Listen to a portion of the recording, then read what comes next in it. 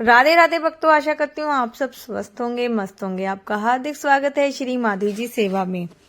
आज है कार्तिक मास का 27वां अध्याय, जो इस प्रकार है।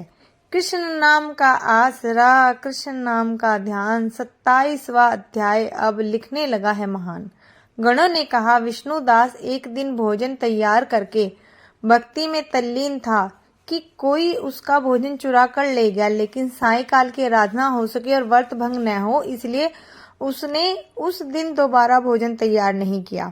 श्री नारद जी ने कहा, हे राजन, इस तरह लगातार 7 दिन तक कोई दूसरा और भोजन चुराता रहा। तब वह हैरान होकर सोचने लगा कि यह तो बड़ी विचित्र घटना है कि न जाने कौन हर रोज मेरा भोजन को चुरा कर ले जाता है। फिर भी इस देवस्थान को छोड़ना नहीं चाहिए। अगर मैं भोजन बना कर खा लेता हूँ तो देर हो जाएगी और पूजा छूट जाएगी। अतः मुझे भोजन बनाकर तुरंत खाना नहीं चाहिए। बिना भगवान को भोग लगाए वैष्णवों को भोजन नहीं करना चाहिए। अगर 7 दिन बिना भोजन के बीत गए तो आज का एक दिन और सही। आज मैं भली भांति भोजन की रक्षा करूंगा और देखूंगा कि हर रोज इसे कौन चुरा कर ले जाता है। ऐसा सोचकर विष्णुदास भोजन तैयार करके भोजन के पास ही छिपकर बैठ गया। उसने थोड़ी देर बाद देखा कि वहां एक चांडाल आया, जिसका शरीर बहुत दुर्बल था। उसके शरीर पर केवल चमड़ी ही चमड़ी दिखाई देती थी। जब वह चंडाल भोजन चुराकर चल दिया तो विष्णु दास ने उसे पुकारा, हे भाई, यह रूखा भोजन लेकर क्या करोगे? घी तो लेते जाओ। ऐसा कहकर वह श्रेष्ठ ब्राह्मण आगे और बढ़ा। विष्णु दास को अपनी ओर आता देखकर चंडाल तेजी से दौड़ने लगा। वह ब्राह्मण से डर गया, लेकिन दुर्बलता के कारण दौड़ न सकता था। अतः वह भूमि पर गिर पड़ा और मूर्छित हो गया।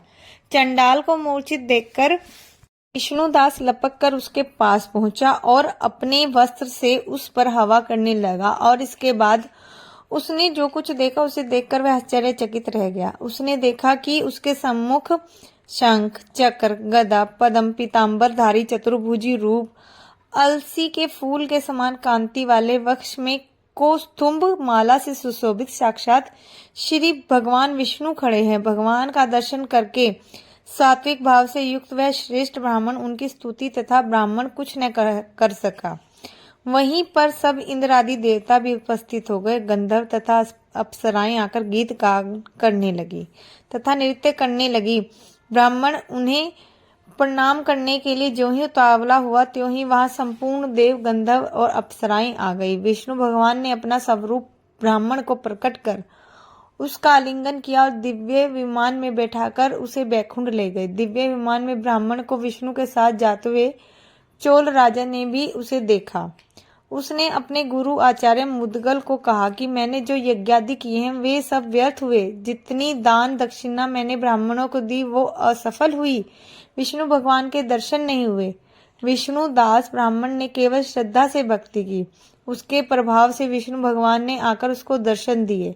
इसलिए भक्ति ही सर्वोपरि है। मुझे भगवान के दर्शन के लिए राजकाज त्याग कर भक्ति करनी चाहिए। राजा के कोई पुत्र न होने के कारण उसने अपने भांजे को राजगद्दी का अधिकारी बना दिया और आप विष्णु भगवान की भक्ति करने लगा। बहुत काल तक भक्ति करने के बाद भी विष्णु जी ने दर्शन नहीं दिए। वह अग्नि कुंड में कूद गया। अग्नि में प्रकट होकर विष्णु भगवान ने राजा को गोदी में उठा लिया और कहा कि मैं तेरे त्याग और भक्ति से बहुत प्रसन्न हूँ। उसका आलिंगन कर उसको दिव्य विमान में अपने साथ बिठाकर बैकुंठ में ले गए। विष्णु जी ने अपने समान रूप वाले ब्राह्मण को पुण्यशील और राजा चोल को सुशील नाम देकर दोनों को अपना द्वारपाल बना लिया। ये थी कार्तिक मास का 27वां अध्याय। भक्तों, अगर आपको मेरी वीडियो पसंद आती है तो प्लीज लाइक, शेयर, सब्सक्राइब करें और राधा रानी अपनी कृपा आप सब पर बनाई रखे। राधे राधे भक्तों।